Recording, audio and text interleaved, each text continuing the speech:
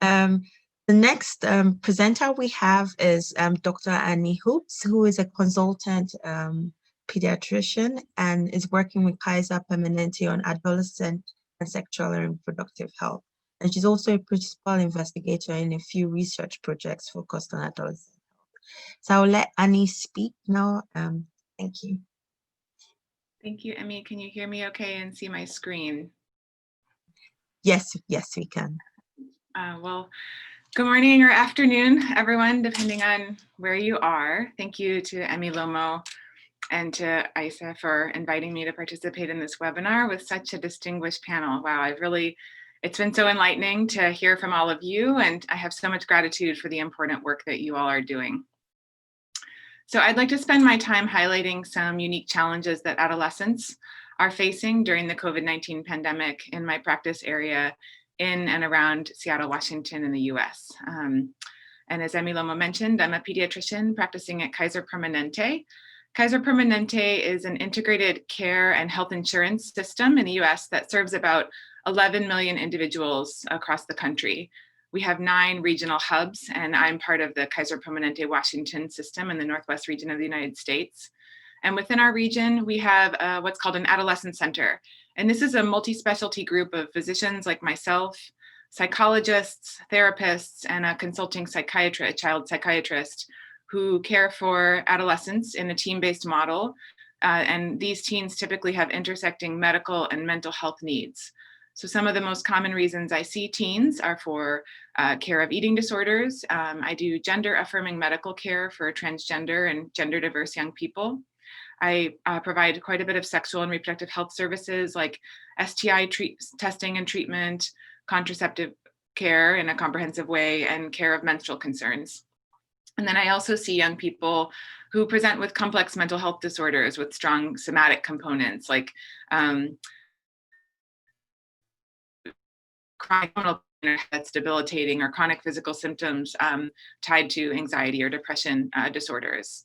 So I also wear a few other hats at Kaiser, including as an adjunct investigator in our research institute, where I'm currently consulting on a project to implement universal depression and substance use screening among teens in the primary care setting. And I've worked on a range of adolescent SRH projects, both here and in lower and middle income countries throughout my career. And I also have the privilege of serving as an advisor to our clinician recruiting and hiring team, so working specifically on promoting equity, inclusion, and diversity in our hiring efforts. So it was really wonderful to hear about the power of women in leadership from some of the other presenters. So I will disclose up front that I am by no means an expert on COVID-19, and my role in this pandemic has largely been in providing care and support to teens and families without COVID who have health concerns that have arisen as the result of many protective structural factors that keep young people well, like safe educational spaces and extracurricular activities like athletics and part-time jobs, as those opportunities have been shut down or fallen away. And I think you are all aware that our country has struggled to contain the spread of COVID-19. And while children largely have less severe disease and much lower mortality rates than adults, we are now seeing more confirmed cases in children than ever before. Our most recent pediatric data that was released the last week in October noted 61,000 cases among children ages 0 to 19, with over 850,000 children having tested positive since the beginning of our outbreak. And it's important to note that adolescents aged 12 to 17 years who are tested for COVID are twice as likely to be positive as those children 5 to 11 years. And overall, children represent over 11% of all confirmed cases in the US, with substantial differences by state, which likely reflects differential containment and testing strategies by state, as we have lacked, unfortunately, a coordinated federal response to our nation's pandemic. So these graphics demonstrate the differential numbers of COVID by state and where we're seeing the most dramatic increases in case counts locally. Washington State, which is in the upper left-hand corner, was the site of our first cases of COVID in the nation, but fortunately, we are not now seeing as dramatic of a surge as some other communities are facing this season. And so when we think specifically about adolescents and their health, it's important to remember that adolescents are evolving. They're evolving physically and cognitively and socially from the onset of puberty into adulthood. And this figure, which was initially published by George Patton and his team at the Lancet Commission on Adolescence, highlights how interrelated the social determinants of health, like economic development, status of gender roles in the community, et cetera, interplay with risk and protective factors at various interpersonal levels, and how these influence health-related behaviors and outcomes along this developmental continuum. And WHO defines an adolescent as someone aged 10 to 19, which largely captures individuals from the beginning to end of physical development and puberty. So young people are defined as age 15 to 24, and that older age range captures the ongoing social and cognitive development that is happening after someone is the legal majority age of 18 in many settings, that there's still a lot of cognitive.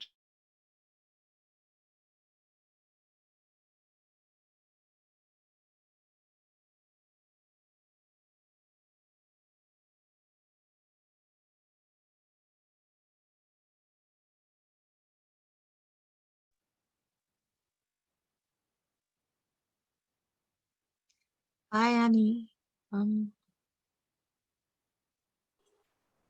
Is it just for me? I can't hear.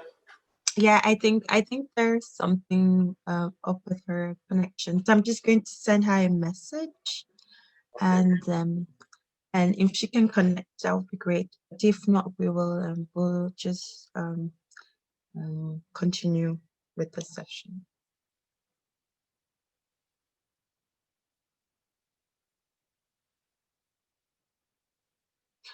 Oh, hi everyone. I think we've lost Dr. Hoops. I am just going to send her a message to check with her and wait for her to join. Um, Meanwhile, please keep sending your questions, and then we'll start the panel session shortly.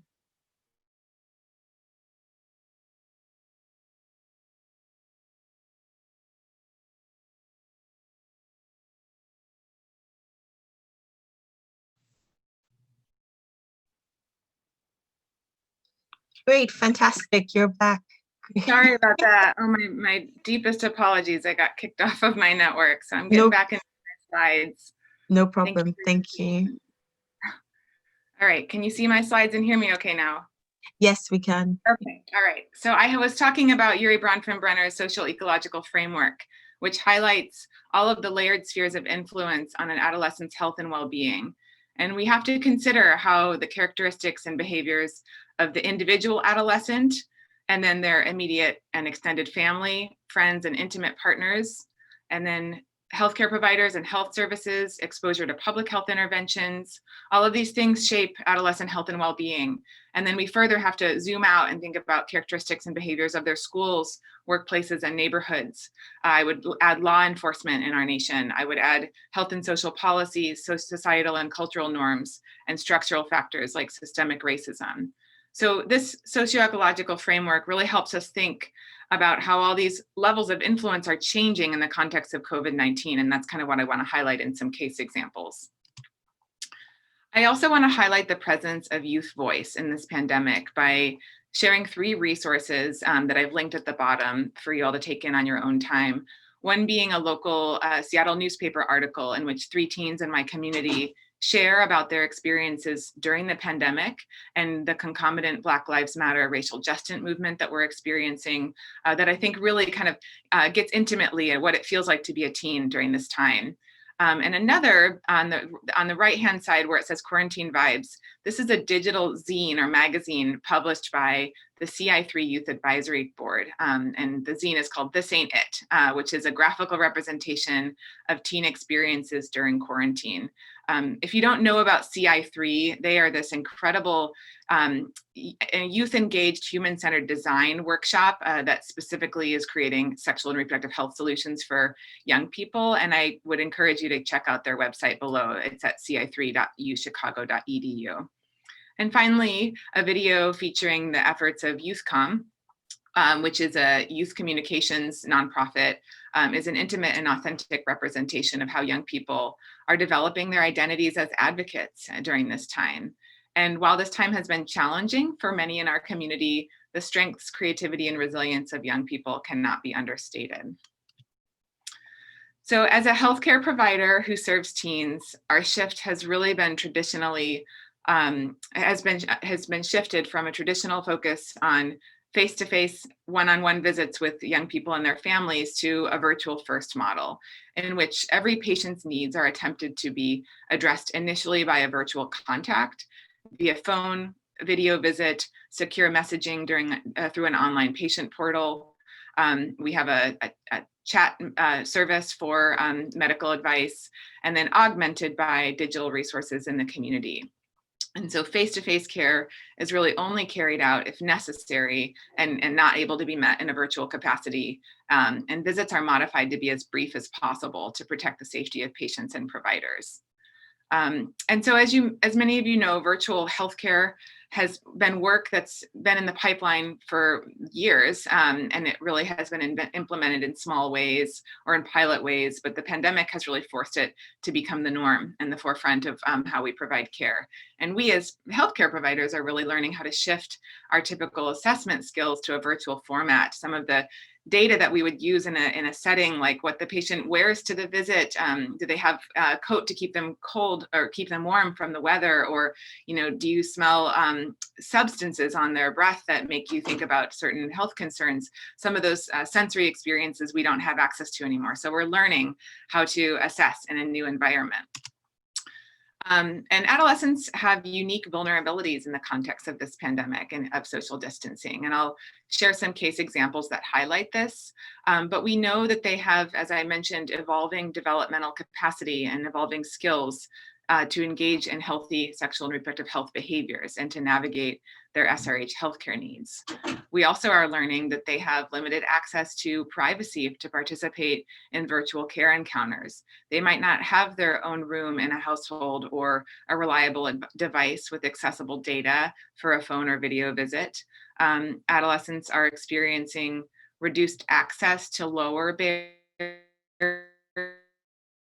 friendly areas in our communities, like school-based health centers. So in our area, typically every middle and high school, public middle and high school has a full spectrum health clinic located within the school building, where among other things, teens can get confidential and free sexual health care and contraception services. And all of those, have modified their access because the public schools are closed. They're still providing vaccine visits, but it's not kind of as ready access as it historically has been. And then we also know that comprehensive sexuality education that traditionally occurs in schools may be limited or modified during distance learning during a key time when knowledge acquisition during this difficult stage is needed. And as I mentioned, their teens are less exposed to protective factors such as educational advancement and employment opportunities, their religious communities and extracurriculars like performance, like theater, like sports. So all those things are shaping how healthy adolescents are at this time. So I'm going to shift to discussing a few cases, and then Emmy, if I'm running out of time, just give me a signal, please, and when we can wrap up. So the first case I wanted to share, these are all real cases that I've cared for in the past several months, is a young woman who we'll call Kay. And Kay is 17, and she several months ago contacted her primary care doctor by phone for concerns about pregnancy. She had been prescribed birth control pills several months prior, but had not gotten them refilled when COVID began, didn't have access to the pharmacy. So her provider advised a home pregnancy test, which she took and was negative. And she was subsequently referred to me for contraception counseling. And during this time, as I mentioned, face-to-face healthcare visits are substantially limited to minimize the spread of COVID-19, and only patient complaints deemed essential were able to be scheduled. So I had an initial phone call with her to confirm that pregnancy had been ruled out. She had had 2 negative pregnancy tests separated by 2 weeks without any sexual activity in the meantime. She shared that she had previously been taking the birth control pills, but even when she had access to them, had struggled with adherence. She said, I'm just not an everyday medicine person. She was interested in changing her birth control method, but had concerns about the procedures required for long-acting methods and whether it would impact her fertility as an adult. These are very common concerns for teens.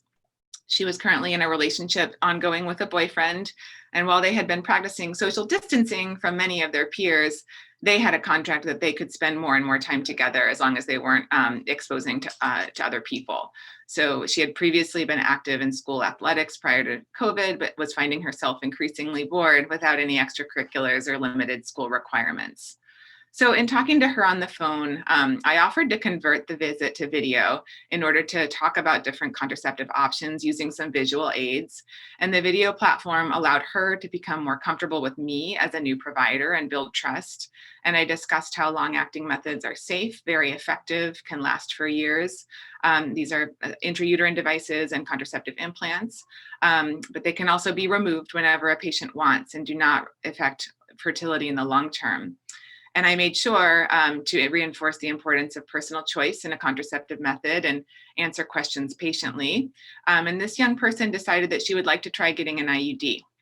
So in order to minimize time spent in clinic, we reviewed her consent form for that procedure in depth by video, and she was sent a digital information packet about IUDs to review further.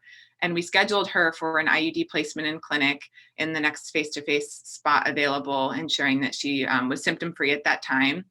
So she arrived at the visit, and we followed clinical protocols of her attending the visit alone if possible, hand washing upon arrival, and wearing a mask throughout the entirety of her visit. Her medical assistant actually noted that she was overdue for her HPV vaccine, so she offered her a preventive immunization at the time of the visit. And then we subsequently placed her IUD without any complications. She got STI testing at the time of her IUD placement, all of which was negative, and she was given condoms and counseled about safer sex practices. So here we were needing to balance the risks of COVID infection and the risks of an unintended pregnancy and kind of navigating what we could do to serve the patient in that moment. And so reflecting on kind of what allowed that to be a successful care journey for that young person, we had an institutional policy that clearly defined contraceptive visits as essential if the patient was at risk for unintended pregnancy, and then schedule her for a face-to-face visit. And in the meantime, a functional video platform, unlike the one I have this morning, allowed for trust and rapport building during an initial video encounter that was more time intensive to minimize the time spent face-to-face in an office encounter. And then we were able to opportunistically immunize the patient when she was in clinic, which would have otherwise been further delayed until her next preventive care visit. And then another thing that was supportive is the patient's parent had previously spoken to her about contraception and provided transportation to and from the visit to minimize contacts outside of the household. So she didn't have to take a bus or other means of public transit to get to our clinic. A resource that supported this work was recently published in JAMA Pediatrics earlier this year, and it outlines why contraception for teens during a pandemic is deemed essential and provides this very user-friendly flow sheet to providing virtual contraception options when safe and appropriate and when in-person care is needed. So I'd refer you to that for more information. Okay, my next case highlights the challenges of LGBTQ youth during COVID. And this is a patient who I'll call M, and he is a 16-year-old male who lives with an adoptive family. His birth mother struggled with substance use disorder and sought adoption for M shortly after he was born. And M himself began experiencing depression symptoms about 4 years prior when he was 12. He established care with a mental health provider, initially receiving counseling and eventually medications that were prescribed by me as his adolescent health provider for worsening depression and anxiety. And unfortunately, M actually attempted suicide by Tylenol or acetaminophen ingestion 2 years ago, resulting in a brief hospitalization for stabilization. And after his suicide attempt, he confided to me as his medical provider that he was gay. And he shared that his adoptive family's faith did not acknowledge LGBTQ identities, and that he was very fearful if they learned that he was gay, that his family would be ostracized by their church community, and that he may even need to leave the home. So I expressed support for his sexual orientation and agreed to keep that information confidential unless he wanted assistance in disclosing it with his parents. So a year ago, right before the kind of onset of the pandemic, maybe the fall of last year, M was doing better, and he transitioned from a homeschooling program that he had chosen years prior on account of some social anxiety to a public high school. And this unique high school was actually designed to support people with learning and mental health challenges. He was in smaller classes, shorter school days, and had a school environment that was very inclusive and welcoming to LGBTQ youth. He began growing more confident in his identity and made some new friends, and he even met his first boyfriend. So things were going well for M. And then COVID-19 happened and schools were closed, and M had to transition to distance learning. He began struggling with worsened anhedonia, or low decreased interest in activities that he used to enjoy, low mood, inattention, poor sleep, and appetite. He was spending a lot of time playing video games and had difficulty keeping up with his schoolwork. And it was really difficult for him to maintain communication with his boyfriend without his parents becoming suspicious. So at one of our phone visits, I asked how his boyfriend was doing and whether they were keeping in touch. And he responded, "I don't know what you're talking about," and was very terse. And it was very clear that that topic was not something that he felt comfortable talking about. And later that evening, I received a message from him in our online patient portal stating, "Please don't talk about my boyfriend during our visits. My parents are always listening." And so he stopped actually all phone counseling visits because he didn't feel comfortable sharing things by phone, and his mental health has been deteriorating. So as this exemplifies, privacy is such a critical aspect of adolescent healthcare delivery, and virtual care really reduces barriers to that access for many, and also presents new challenges in terms of how we can assure privacy and confidentiality, how to respond to reports of acute suicidality, abuse, or neglect by a teen who's not present with you in clinic. So in this scenario, we definitely tried to find avenues to prioritize face-to-face healthcare opportunities for a young person who lacks privacy for virtual visits. We encourage our teens to use headphones or earbuds and to use a chat feature in our video portal to allow for nonverbal communication that may feel more private or safe. And then we've also been doing a lot with our LGBTQ patients to ensure that they have access to digital spaces that affirm their identities. In our region, community-based a virtual Pride celebration, both on Minecraft and Discord servers where youth are. They're having Zoom support groups and maintaining crisis phone and text lines for young people in need. And then we're also really trying to take this opportunity to coach parents about how to support their teens during quarantine, offering private space, offering opportunities for them to get out of the house and individuate from families in safe and distance ways. And that has been a journey while also kind of protecting teen confidentiality about some of their unique needs. And I just want to highlight two organizations nationally that are offering digital support services to LGBTQ or queer youth. One is the Trevor Project, which has both chat, phone, and text-based crisis line resources. And the other on the right is the Family Acceptance Project, which is really geared toward parents and caregivers of LGBTQ youth, particularly those who are struggling with kind of reconciling faith identities that are not accepting of LGBTQ identities, or cultural differences that kind of really make some of those parenting experiences more challenging. I don't think I'll have time to go through my last case, but maybe it'll come up in examples. But this one, again, reflects a shortcoming of virtual care around a teen who experiences an unintended pregnancy and is needing to get support for pregnancy options. And one support resource that I want to highlight as we're wrapping up is a new service that was released by a national organization called Power to Decide, which is committed to preventing and supporting teens experiencing unplanned pregnancy. And they have a service called abortionfinder.org that is beautifully designed, evidence-based, and allows for a young person or someone of any age who's seeking abortion services to enter their location, their last menstrual period, and their age, and get real-time information about what clinics can offer them comprehensive reproductive health services. And so I just wanted to refer to that. And then some additional resources that our Society for Adolescent Health and Medicine have culled, both for parents and teens who need support during the pandemic, and clinicians and researchers. Thank you all for your time, and I will look forward to discussing more during the panel discussion. I've included my email here if individual questions come up.